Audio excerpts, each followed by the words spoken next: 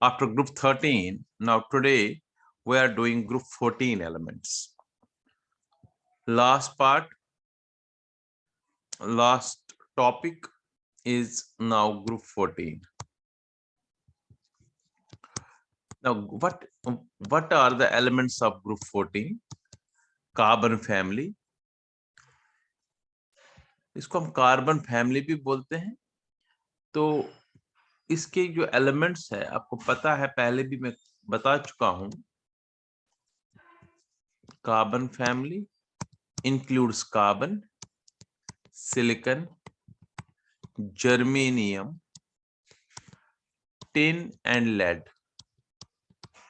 These elements जो है they constitute carbon family, right? अब इस कार्बन फैमिली जो है इसकी ऑकरेंस क्या है? Occurrence and uses.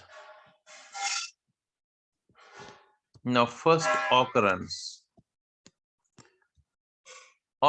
of group 14 elements, right? अब देखो बेटा, हम कार्बन की बात करें।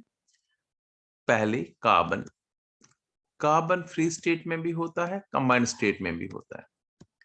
फ्री स्टेट में जैसे ग्रेफाइट होता है, फ्री स्टेट में जैसे डायमंड होता है, फ्री स्टेट में जैसे कोल होता है, कोल इज कार्बन, ठीक है। कंबाइंड स्टेट में जैसे कार्बन डाइऑक्साइड होता है, करेक्ट, कार्बन मोनोऑक्साइड होता है। अर्थ क्रस्ट में 17th in the order of abundance होता है carbon, 17th element. First element मैंने कल भी कहा था oxygen, followed by silicon, followed by aluminium and so on. This is the 17th element in the order of abundance in Earth's crust. Now what are uses? Occurrence and uses. अब इसके uses क्या है, ये कहाँ हम use करते हैं? Carbon fuel, कोल, ठीक है ना, it is use as a fuel. इसको कोल गैस बनाने के काम में, वो भी फ्यूल में यूज होता है। वाटर गैस, प्रोड्यूसर गैस बनाने के काम में। वाटर गैस पहले भी बता चुका हूं मैं आपको, उसमें भी कार्बन का योगदान है। Carbon monoxide plus hydrogen is water gas, it is also used as fuel. Producer gas already बताया था मैंने, N2 carbon monoxide plus N2 is producer gas, again use as a fuel, ठीक है ना। आपको पता है ग्रेफाइट जो है कार्बन का एक form, that is a good conductor due to presence of, अभी तक आपको पता फ्री इलेक्ट्रॉन्स, अभी यहां बताएंगे पाई इलेक्ट्रॉन्स। तो ये हम इलेक्ट्रोड्स के लिए बनाने के काम में, सेल्स बनाने के काम में इसको हम यूज कर सकते हैं, ठीक है। डायमंड का यूज आपको पता है, डायमंड जो है, मतलब ये यूजेस जो है ये कार्बन के यूजेस हम कह सकते हैं। डायमंड का यूज ज्वेलरी में यूज होता है, फॉर मेकिंग ज्वेलरी, या डॉक्टर्स टूल्स बनाते हैं इससे, शार्प एज जो कैटरैक्ट रिमूव करते हैं डायमंड से, या डायमंड से हम ग्राइंडर्स बना, बिकॉज हार्डेस्ट नेचुरल सब्सटेंस होता है। तो ये हो गया use of carbon, simple. Now second is silicon. थोड़ा इसके बारे में पता होना चाहिए। सिलिकॉन जो है second most abundant element in earth crust after, मैंने कहा था oxygen, second most abundant element है अर्थ क्रस्ट में, abundant element in Earth's crust after oxygen। 27.7% by weight होता है, 46.6% ऑक्सीजन होता है अर्थ में। अगर हम सॉइल उठाएंगे, उसमें सॉइल में ऑक्सीजन होगा, अगर 1 किलो ले लेंगे या 100 ग्राम ले लेंगे, 46.6 ग्राम ऑक्सीजन एंड 27.7 ग्राम होगा इसमें सिलिकॉन। अब सिलिकॉन जो है सिलिकेट्स में होता है, सिलिका होता है, सैंड, क्वार्ट्ज, उसी चीज का बना होता है सिलिकॉन से। और इसके यूजेस जो है सिलिकॉन के, सबसे पहले इसमें हम सेमीकंडक्टर्स बनाते हैं। Semiconductor devices, very important devices होते हैं सेमीकंडक्टर्स। 2 टाइप्स ऑफ सेमीकंडक्टर्स से, एन टाइप, पी टाइप, अभी आगे आप देखेंगे। एलॉयज बनाने के काम में यूज होता है, क्योंकि semiconductor device are used for making computer chips, so silicon की कंप्यूटर चिप्स बनाने के काम में आ जाता है। सो सिलिकॉन वैली तभी तो नाम है, वहां पर सिलिकॉन का बहुत यूज होता है, बिकॉज कंप्यूटर्स बनाते हैं, कंप्यूटर चिप्स बनाए जाते हैं। फिर है germanium, tin and lead. Now इसके बाद जर्मेनियम क्या चीज है, ये भी एक एलिमेंट है, मेटल है, ठीक है ना, बहुत कम क्वांटिटी में होता है, जिंक के साथ, कोल के साथ, कोल एंड जिंक कंसंट्रेट्स जो होते हैं, जिंक के जब ओर्स से जिंक निकालते हैं उसमें जर्मेनियम भी होता है, ठीक है ना। ये भी हम सेमीकंडक्टर डिवाइस यूज के लिए यूज करते हैं, सेमीकंडक्टर डिवाइसेस में यूज करते हैं जर्मेनियम। जर्मेनियम एक स्ट्रेटेजिक मेटल भी माना जाता है, इससे हम एयरक्राफ्ट अलॉयज एक्स्ट्रा बनाते हैं, अलॉयज एक्स्ट्रा बना सकते हैं जर्मेनियम से, ठीक है। इसे प्रिज्म्स बना सकते हैं, लेंसेज में इसका यूज होता है, साइंटिफिक एपरेट्स बनाने के काम में भी ये यूज होता है। लेंसेज एंड प्रिज्म्स जो होते हैं, जो फिजिक्स में आप यूज करेंगे, ये भी। फिर टिन है, नेक्स्ट है टिन। और टिन की मेन ओर होती है SnO2, ये इस ओर में होता है, इसको कहते हैं tin stone. Tin is present in tin stone. Tin stone का दूसरा नाम है कैस्ट्राइट ओर, कैस्ट्राइट ओर, राइट, ये टिन स्टोन है।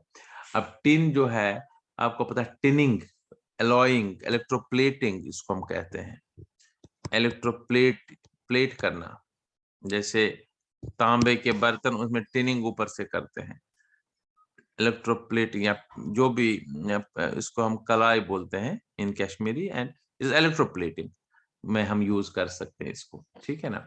या हम टिन के कैन्स बनाते हैं for storing foods and drinks, ठीक है ना। और लेड, लेड हैवी मेटल होता है, इसकी ओर होते है गैलिना, PBS, जिसको हम गैलिना बोलते हैं, ये इस ओर में होता है, बहुत कम होता है लेकिन होता जरूर है।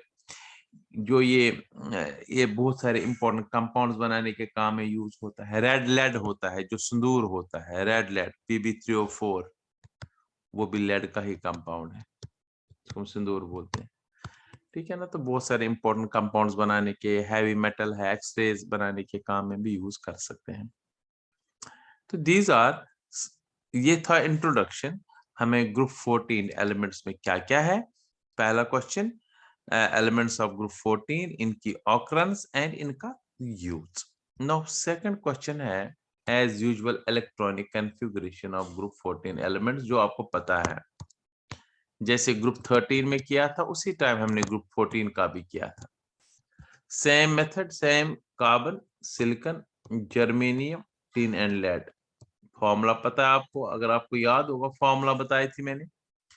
अब इनमें फॉर्मूला जो है, इसमें हीलियम-2, this the formula for writing electronic configuration, neon-10, and this is as per the Aufbau principle, लेकिन उसको हम शॉर्टकट तरीके से कैसे याद रखें, एक एक करके सबका नहीं लिख सकते हैं, आर्गन के साथ मत 3d10 भी लिखना है, ये फॉर्मूला बता रहा हूं। Krypton 36 4d10, xenon 54 4f14 and 5d10।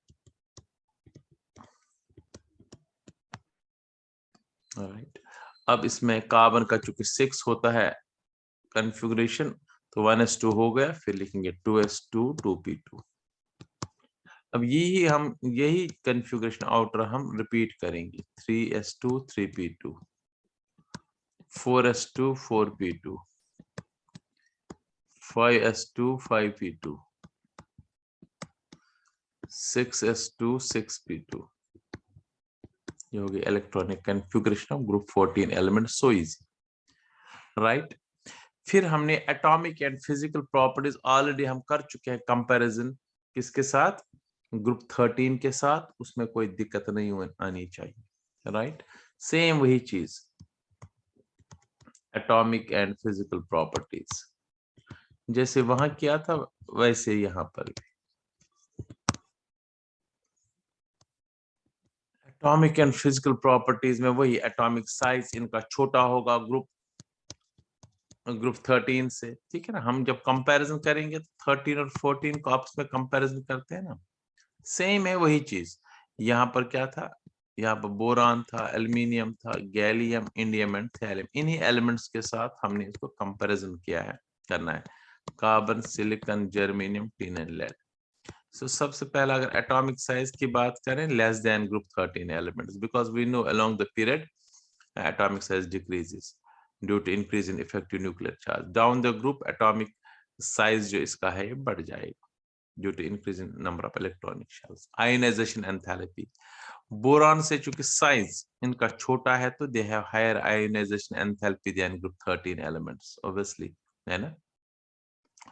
और down the group ionisation enthalpy हमेशा कम होती है। मेटालिक नेचर, ठीक है ना, क्योंकि इनकी आयोनाइजेशन एंथैल्पी ज्यादा है 13 ग्रुप से, इनमें इलेक्ट्रॉन निकालना डिफिकल्ट होगा, सो लेस मेटालिक। जो चीज हवाई से हमें पता है, along the period metallic nature decrease, down the group metallic nature increases, तो down the group metallic nature increase होगा। Carbon is a typical non metal, silicon semi metal है, मान लीजिए मेटल भी नॉन मेटल प्रॉपर्टी दोनों है। Germanium is a metalloid, germanium metalloid, and metalloid ये पूरा half of properties of metal and half non metal. Silicon है तो non metal but it shows some, इसमें भी इसको हम सेमी मेटल बोलते हैं।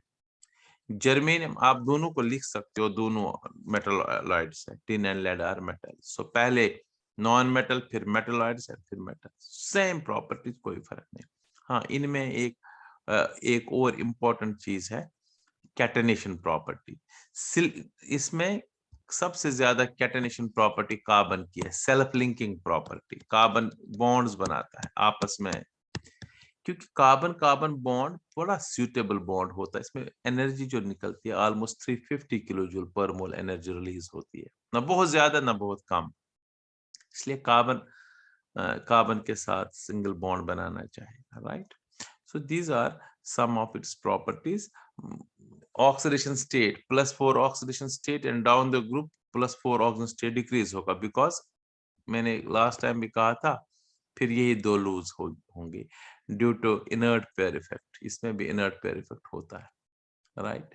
ये था फिजिकल प्रॉपर्टीज, एटॉमिक प्रॉपर्टीज। और अब थोड़ा सा ऑक्साइड्स बनाते हैं ये, खासकर कार्बन बनाता है, carbon dioxide and carbon monoxide अगर हम केमिकल प्रॉपर्टीज की बात करें, और हैलाइड्स बनाते हैं नेचुरली, CCl4 SiCl4 हैलाइड्स बनाते हैं। तो असली अब क्वेश्चन जो है इसका, दैट इज, अच्छा कार्बन के बारे में अगर हम, अब हमें कार्बन के बारे में स्टडी करना है इस ग्रुप में ज्यादा, और कार्बन डाइऑक्साइड और कार्बन मोनोऑक्साइड है। कार्बन नॉन मेटल है, अभी बताया था हमने, कार्बन अभी बताया था 17th in the order of abundance in earth crust होता है, ठीक है ना।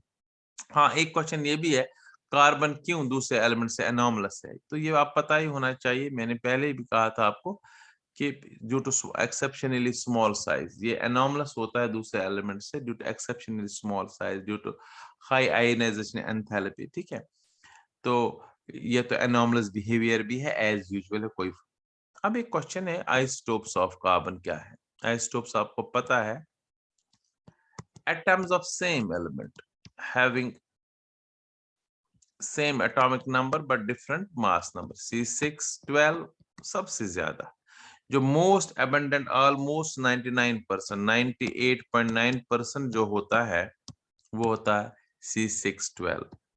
फिर है C613, ये भी थोड़ा बहुत होता है, ऑलमोस्ट 1.1 भी लिख सकते हो, फिर कुछ बचा भी नहीं। लेकिन C614 वो ट्रेस में होता है, ट्रेस में होता है। तो ये हो गया रेडियो एक्टिव कार्बन, जिसका हाफ लाइफ पीरियड है 5770 ईयर्स। हाफ लाइफ पीरियड क्या है ये आप 12th में पढ़ेंगे, यहाँ पर थोड़ा बताता हूँ।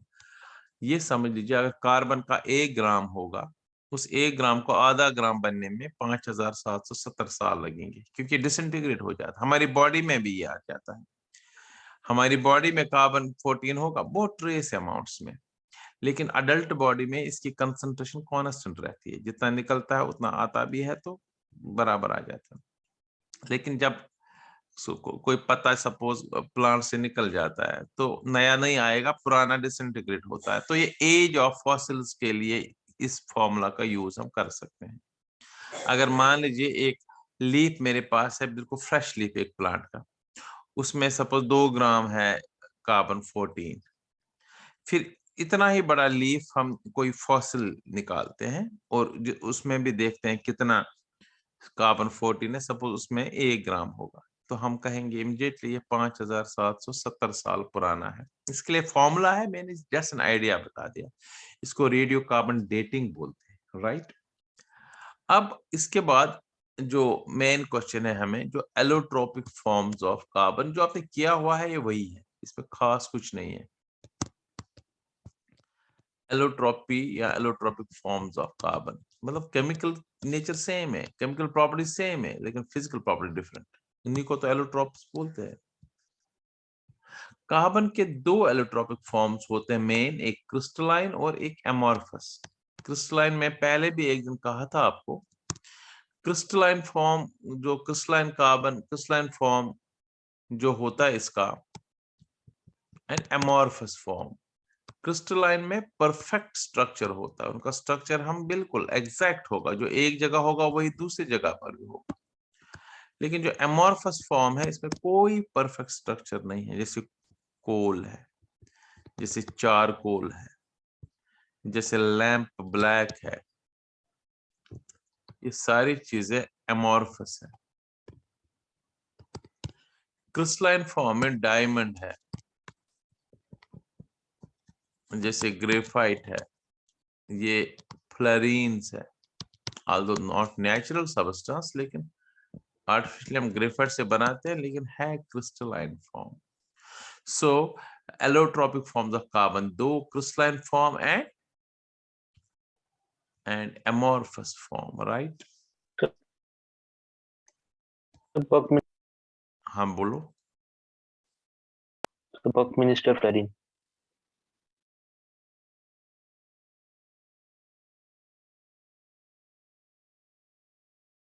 वो अभी करेंगे हम, बकमिंस्टर फ्लोरीन जब हम आगे करेंगे, राइट। अभी हमने सिंपली बता दिया है क्रिस्टलाइन क्या है और एमॉर्फस क्या है, राइट। अब हम जाएंगे आगे, इनको एक एक करके स्टडी भी करेंगे, थोड़ा थोड़ा आपको पता भी है। सपोज पहला वन है डायमंड। आपको पता है डायमंड में कार्बन जो होते हैं कॉर्नर्स ऑफ ए टेट्राहेड्रॉन होते हैं। हर एक कार्बन, अगर मैं डायमंड की बात करूं, अगर डायमंड का एक कार्बन है, it is bonded tetrahedrally to 4 other carbon atoms, correct? Tetrahedral structure, so मतलब सेंटर में भी कार्बन है, it is bonded tetrahedrally to 4 other carbon atoms at an angle of 109 point, ये एंगल जो होगा it will be 109.5 degree tetrahedral। फिर ये carbon, कोई इनमें कार्बन लेते हैं, suppose I am taking this carbon, let us suppose I am taking this carbon, ये वाला कार्बन। अब इसको आप देख लो, एक यहां से हो गया, एक यहां से होगा, एक यहां से, एक यहां से, या ये कार्बन लेता, एक यहां से, एक यहां से, एक यहां से, एक all carbon atoms are further bonded to 4 carbon atoms tetrahedrally bonded. तो एक नेटवर्क, 3 डायमेंशनल नेटवर्क स्ट्रक्चर बनता है, इसको कहते हैं 3D नेटवर्क स्ट्रक्चर। जहां पर नेटवर्क स्ट्रक्चर, मैंने बोरान में भी बताया था 3D नेटवर्क स्ट्रक्चर होता है, बोरान का भी structure 3D network structure. Boron का वैसे आइकोसाहेड्रल स्ट्रक्चर होगा, वो मैं बताऊंगा, मुझे याद दिला दीजिए, लास्ट में बताऊंगा बोरान का भी नेटवर्क स्ट्रक्चर कैसे होता है। सो 3D नेटवर्क स्ट्रक्चर, इसकी वजह से इसकी high melting and boiling point होता है और ये हार्ड होता है। अगर क्वेश्चन आएगा बताइए high melting and boiling point क्यों होता है डायमंड का, आप कहेंगे due to 3 dimensional network structure, ठीक है ना। जो डायमंड में कोवल, ये यहाँ एक कार्बन से दूसरी कार्बन तक नॉर्मल बॉन्ड लेंथ होती है, carbon carbon bond length 154 picometre, ये याद रख लीजिए, ठीक है ना। सो हाई मेल्टिंग पॉइंट और हार्ड क्यों है diamond? Due to 3D network structure, right. अब इसके बाद नेक्स्ट है इसकी प्रॉपर्टीज जो आपने की हुई है। डेंसिटी 3.5 होती है, हार्डेस्ट नेचुरल सब्सटेंस है, जो हम ऑलरेडी कर चुके हैं वही चीज हार्डेस्ट नेचुरल सब्सटेंस है, correct. Boron second hardest natural substance होता है, फर्स्ट होता है डायमंड एंड डेंसिटी इज 3.5, इसकी 3.5 ग्राम। अगर 1 क्यूबिक सेंटीमीटर ले लूं इसका 3.5 ग्राम होगा, हाई डेंसिटी होती है। लेकिन ये पुअर कंडक्टर ऑफ इलेक्ट्रिसिटी होता है, डायमंड में से इलेक्ट्रिसिटी पास नहीं होती है। हाई रिफ्रैक्टिव इंडेक्स होता है 2.5, ये हाई माना जाता है रिफ्रैक्टिव इंडेक्स, इसकी वजह से इसमें ब्रिलियंस होती है, चमकता है, due to high refractive index of 2.5, right. 3 dimensional network है और मेल्टिंग पॉइंट इसका बड़ा हाई है, 3843 kelvin melting point of diamond है। सो अगर मैं कहूं डायमंड क्या है, diamond is a crystalline form of carbon. इसका स्ट्रक्चर बताइए। Each carbon atom in diamond is bonded to 4 other carbon atoms tetrahedrally. Each carbon bond length in diamond is 154 picometer. Diamond has a 3-dimensional network structure and that's why it has high melting and boiling points, right? And it is hardest substance. फिर हम करेंगे इसमें properties. The hardest natural substance known, its density is 3.5 gram per cubic centimeter. It is poor conductor of electricity. It has high refractive index of 2.5. Melting point 3843 Kelvin, right? अब इसकी uses, अगर properties है इसी के base पर इसकी uses है। देखो बेटा, क्योंकि हार्डेस्ट है, use for grinding, cutting, drilling के लिए यूज होता है। ग्राइंड करने के लिए, कटिंग के लिए, ड्रिलिंग के लिए हम इसका यूज कर सकते हैं,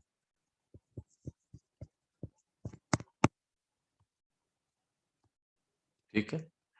फिर इसके बाद ये हो गया, ये दूसरा इसका ये होगा ग्राइंडिंग, कटिंग, ड्रिलिंग। अच्छा, ये due to hardest. High refractive index तो मैंने कहा ज्वेलरी में यूज होता है, ब्रिलियंस है इसकी, हाई ब्रिलियंस है, राइट। इससे हम क्या करेंगे, इसको हम मैं कह रहा हूं कि इससे हम वो डॉक्टर्स बनाते ऐसे टूल्स, शार्प शार्प जो टूल्स होते हैं for removing cataract from eyes, right. Removing cataract, उसके लिए बड़ा शार्प टूल होना चाहिए, कैटरैक्ट फ्रॉम आईज, ठीक है ना। तो ये थिन वायर्स जब बनाते हैं ना, मेटल के जब तारें बनाते हैं उनके लिए एक डाई उसको बोलते हैं, मरना नहीं, डाइज मतलब एक सुराख बनाया जाता है जिसमें से पास किया जाता है, उसमें भी डायमंड का यूज होता है, ठीक है। Making dies for drawing thin wires from metals. तो ये थे यूजेस ऑफ डायमंड।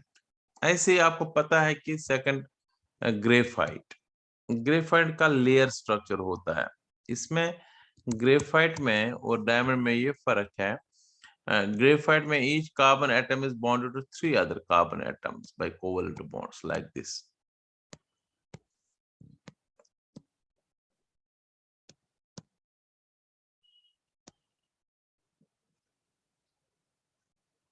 देख लीजिए, हर एक कार्बन डायमंड में 3 के साथ बॉन्डेड है।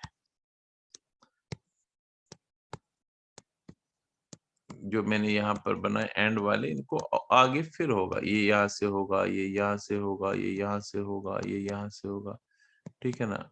यहाँ से होगा, यहाँ से होगा, यहाँ से होगा। तो हम सेंटर वाला ले लेते हैं, फिर इससे समझ आएगा। ये देखिए, अगर मैं इसको ले लूं, इस वाले को ले लूं, तो this one is bonded to this, एक यहाँ से एक और यहाँ से एक, 3 के साथ ये बॉन्डेड होता है, ठीक है ना। एक ये और एक। तो एक इलेक्ट्रॉन जो बच जाता है वो पाई बॉन्ड बनाने में हेल्प करता है। तो उस पाई इलेक्ट्रॉन की वजह से ही यहाँ अभी तक हमने कहा था फ्री इलेक्ट्रॉन की वजह से और पाई इलेक्ट्रॉन की वजह से graphite good conductor of electricity होती है।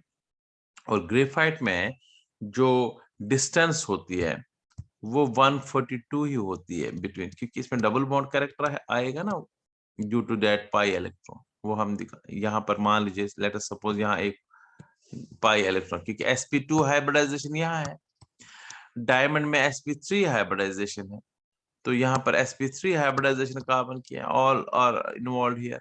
लेकिन यहाँ पर sp2 है तो एक 2pz कार्बन का, अगर कार्बन की बात में करूं -2 2s1 2px1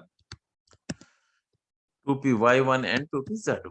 अब देख लीजिए डायमंड में क्या होता है, डायमंड की बात अगर मैं करूं ये sp3 हाइब्रिडाइजेशन डायमंड में, लेकिन अगर मैं ग्रेफाइट की बात करूं ये sp2 हाइब्रिडाइजेशन, ये तो ग्रेफाइट में जब ग्रेफाइट में sp2 हाइब्रिडाइजेशन होगी लाइक दिस sp2 और उसमें sp3, तो sp2 हाइब्रिडाइजेशन का मतलब ये 3 हाइब्रिडाइजेशन में पार्ट्स, तो एक होगा ना अनहाइब्रिडाइज्ड 2pz, वही 2pz आपस में यहाँ से या इसके साथ यहाँ से ओवरलैप करेगा या इसके साथ यहाँ से ओवरलैप करेगा और क्या बनाएगा, पाई बॉन्ड कैरेक्टर। उसके वजह से यहाँ पर बॉन्ड लेंथ 142 है। तो इसमें चूंकि लेयर्स है, ये एक लेयर ऊपर वाली लेयर सपोज मैं फिर बनाता हूं, यहाँ पर दिस इज वन लेयर,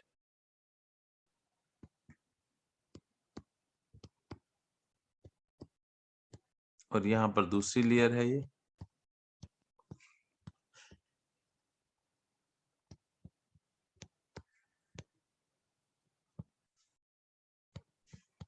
दूसरी लेयर, ठीक है ना। और इन लेयर्स के बीच में जो डिस्टेंस है वो होती है 340 पिकोमीटर, ठीक है ना। इस लेयर, चूंकि लेयर स्ट्रक्चर इसकी वजह से सॉफ्ट होता है, ग्रेफाइट इज सॉफ्ट, डायमंड जो होता है हार्ड होता है, ग्रेफाइट सॉफ्ट होता है। इसलिए ग्रेफाइट की प्रॉपर्टीज की बात अगर मैं करूं, density of graphite is 2.26, right, या 2.2 लिख सकते हैं, 226 ग्राम पर cubic centimetre. Good conductor of electricity, तभी तो ये किसमें हम यूज कर सकते हैं, फॉर मेकिंग इलेक्ट्रोड्स, ठीक है ना। यही रीजन है, ब्लैक सब्सटेंस है, शाइनी सब्सटेंस है, black shiny but soft substance. Pi electron जिसमें है, sp2 हाइब्रिडाइजेशन है, कार्बन कार्बन बॉन्ड लेंथ कितनी है, 120 है, करेक्ट। ये था। अब इसकी जो यूजेस है डायमंड की, डायमंड को हम यूज कर सकते हैं for making crucibles, high melting point, boiling point इसका भी होता है। डायमंड को हम यूज करते हैं फॉर इन न्यूक्लियर रिएक्टर्स, ठीक है ना, कंट्रोल रॉड्स में हम इसका यूज कर सकते हैं, या डायमंड को हम यूज कर सकते हैं for making electrodes for cells. Diamond को हम यूज कर, sorry not I am speaking of graphite, graphite I am sorry, graphite को हम यूज कर सकते। क्रूसिबल्स होते हैं ऐसे कंटेनर जिनमें मेटल्स को हीट करते हैं, क्योंकि इसका मेल्टिंग बॉइलिंग पॉइंट हाई होता है, क्योंकि 3D नेटवर्क इसमें भी है। तो जैसे गोल्ड स्मिथ के पास जाएंगे, वो गोल्ड को मेल्ट करते हैं, जिनके पास जो क्रूसिबल्स होते हैं वो ग्रेफाइट के बने होते हैं। ग्रेफाइट से इलेक्ट्रोड्स बनाए जाते हैं, सेल्स बनाई जाती है, पेंसिल लेड्स बनाई जाती है। इस ग्रेफाइट को जब चारकोल के साथ कंबाइन करते हैं तो पेंसिल की लेड बन जाती है जिससे हम लिखते हैं। तो ये है, ल्यूब्रिकेंट्स यूज कर सकते हैं, ग्रेफाइट से ल्यूब्रिकेंट्स बना सकते हैं बिकॉज सॉफ्ट है, गुड कंडक्टर इलेक्ट्रिसिटी का सबसे बहुत बढ़िया यूज है, राइट। तो ये हो गया ग्रेफाइट, करेक्ट।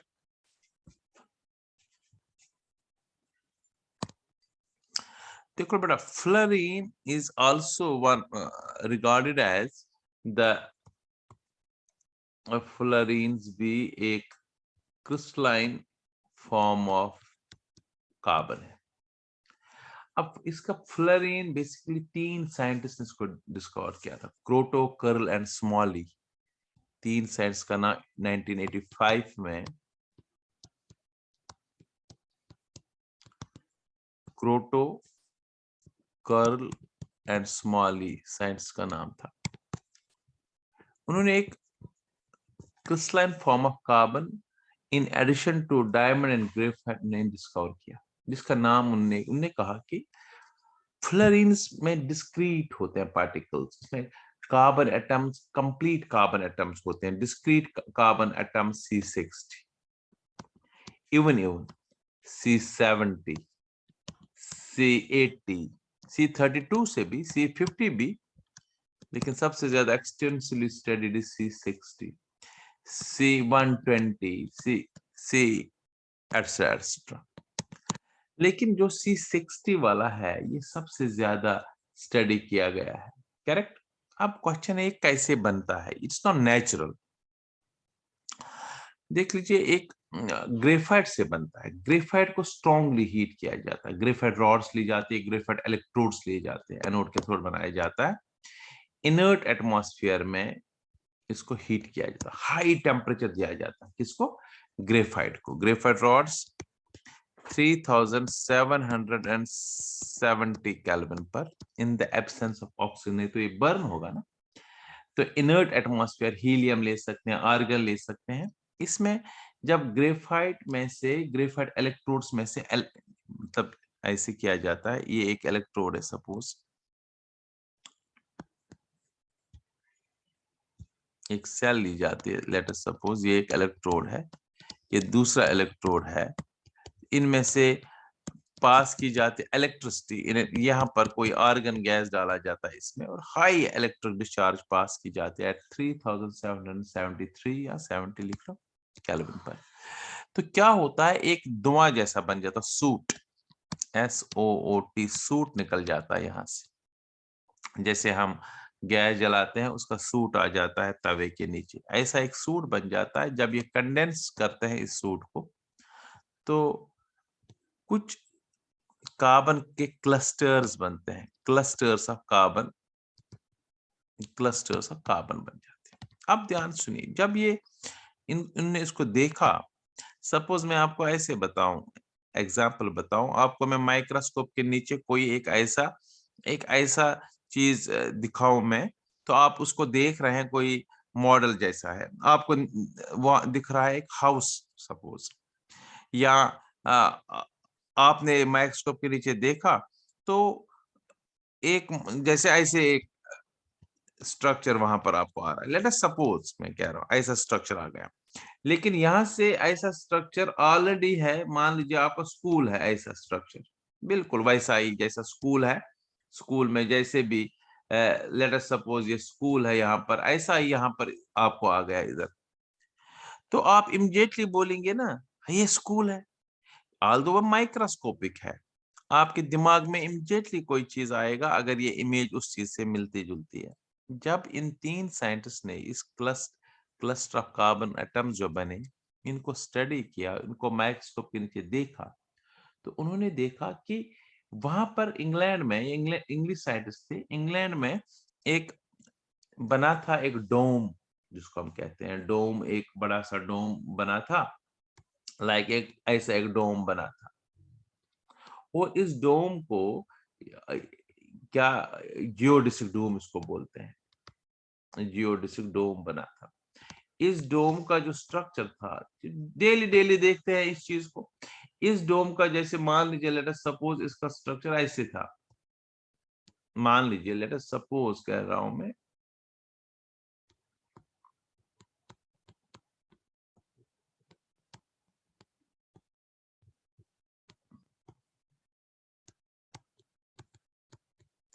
इस डोम का स्ट्रक्चर मान लीजिए let us suppose it was like this. तो जब उन्होंने देखा माइक्रोस्कोप के नीचे इन क्लस्टर ऑफ कार्बन एटम्स को, बिल्कुल ऐसे ही छोटे छोटे डोम्स उन्होंने देखे, तो उन्होंने इमीडिएटली बताया ये वो जियोडिसिक डोम जैसा है स्ट्रक्चर इसका। क्योंकि ये जियोडिसिक डोम एक आर्किटेक्ट जिसका नाम था बुकमिंस्टर फुलर, उसने बनाया था, बकमिंस्टर फुलर उसका नाम था। तो उनने कहा ओ ये फुलर वाला है, फुलर ने जो बनाया है डोम वैसा ही है। तो इसलिए उनको बिल्कुल दिक्कत नहीं हुई कि ये तो फिर फुलर वैसा ही है, geodesic dome which was made by Buckminster Fuller, तो इन्होंने इसका नाम रखा fullerenes after the name of the architect Buckminster Fuller who has made geodesic dome there. और ये सॉकर बॉल, उसको बक्की बॉल भी बोलते हैं, बिकॉज ये सॉकर बॉल जाए, बक्की बॉल जो फुटबॉल होती है ना, बिल्कुल फुटबॉल लाइक स्ट्रक्चर। करेक्ट। अब देखो बेटा, C60 की बात मैंने ये अभी तक बता दिया। पहले फ्लोरीन किसने डिस्कवर किया था? 85 में क्रोटो, कर्ल एंड स्मॉली ने। दूसरा पॉइंट मैंने कहा, ये क्या होते हैं फ्लोरीन? ये क्लस्टर ऑफ कार्बन एटम्स होते हैं containing C32, C50, C60, C70, C80, C84 etcetera carbon atoms. Exact. फिर मैंने कहा इसको बनाते कैसे हैं? Graphite electrodes in an inert atmosphere of argon.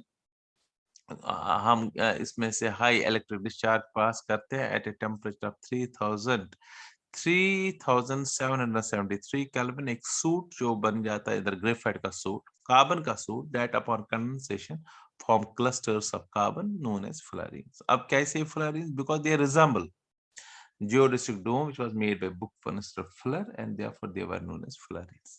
They are also known as buckyballs, right? ये हो गया फ्लोरीन्स है क्या, बक्की। अब एक फ्लोरीन जो मैंने यहाँ फ्लोरीन बनाया, this is C60 fluorine. Actually यहाँ मैं यहाँ बताता हूँ C60 फ्लोरीन आपको का हम दिखाएंगे। देखो बेटा, दो तीन चीजें बहुत इंपॉर्टेंट है।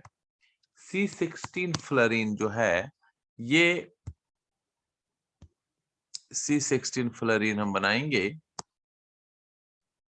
ऐसे, बिल्कुल बक्कीबाल स्ट्रक्चर। तो C16 फ्लोरीन जो है, याद रहे, ये pentagon structures as well as hexagonal structures का बना है। 5 and 6 मेंबर्ड कार्बन रिंग्स का बना है C60 फ्लोरीन। 60 कार्बन इसमें है। कितने कार्बन? 60 कार्बन इसमें, और इसमें पेंटागन्स है एंड हेक्सागन्स है। Pentagon structure and hexagon structure. और पता है कितने? 20 हेक्सागन्स है और 12 पेंटागन्स है।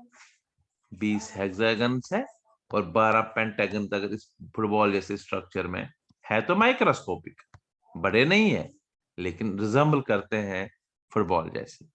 अब 20 हेक्सागन कैसे और 12? देखो, इसका एक रूल ये है कि 6 मेंबर्ड रिंग्स जो है उनके साथ 5 मेंबर रिंग भी है और 6 मेंबर रिंग भी, करेक्ट। बट 5 मेंबर रिंग्स के साथ हमेशा 6 मेंबर रिंग ही होता है, 2 5 मेंबर रिंग्स नहीं होंगे, करेक्ट। जैसे मैं दिखाता हूं यहाँ पर, let us suppose 5 member ring, ये 5 मेंबर रिंग है, ring of carbon atoms, ring of carbon atoms. अब इसके अराउंड 5 नहीं हो सकता है, इसके अराउंड 6 होगा, 6 member ring.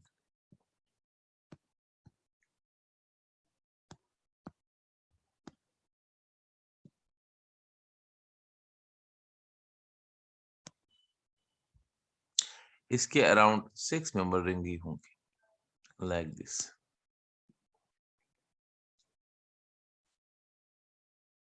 Like this 6 member ring है इधर भी, ठीक है। ऐसे इसमें भी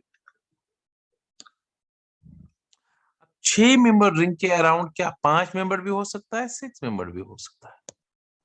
अब वो यहां दिखाने की जरूरत नहीं, जगह ही नहीं है। अब ऐसे दिखाएंगे, ये 6 भी हो सकता है और 5 भी हो सकता है, राइट।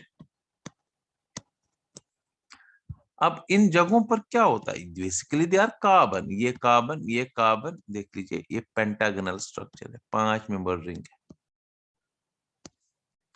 इसके अराउंड 6 मेंबर रिंग होगा, देख लीजिए 6 है ना, 6 मेंबर रिंग, क्योंकि पेंटागन के अराउंड हमेशा 6 मेंबर रिंग होगा, और 6 मेंबर के अराउंड 5 भी होगा और 6 भी होगा, तो कोई दिक्कत नहीं। सो ये स्ट्रक्चर है फ्लोरीन्स का। C60 फ्लोरीन में हमने बता दिया कितने, 20 हेक्सागोनल स्ट्रक्चर्स एंड 12 पेंटागोनल, मतलब टोटल कार्बन है 60, राइट।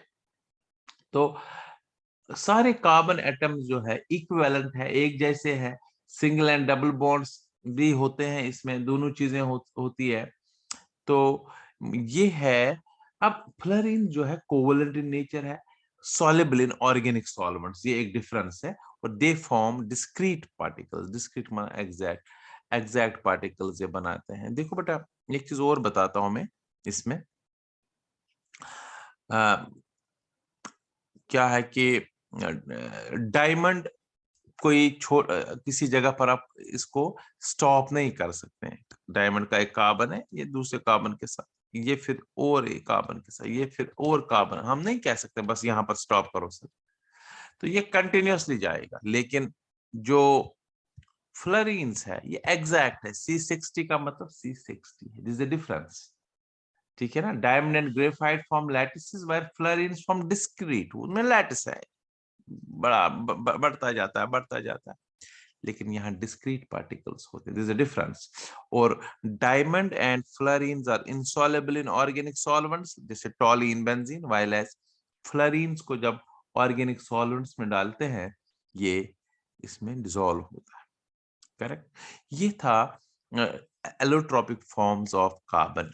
अब ये था क्रिस्टलाइन फॉर्म।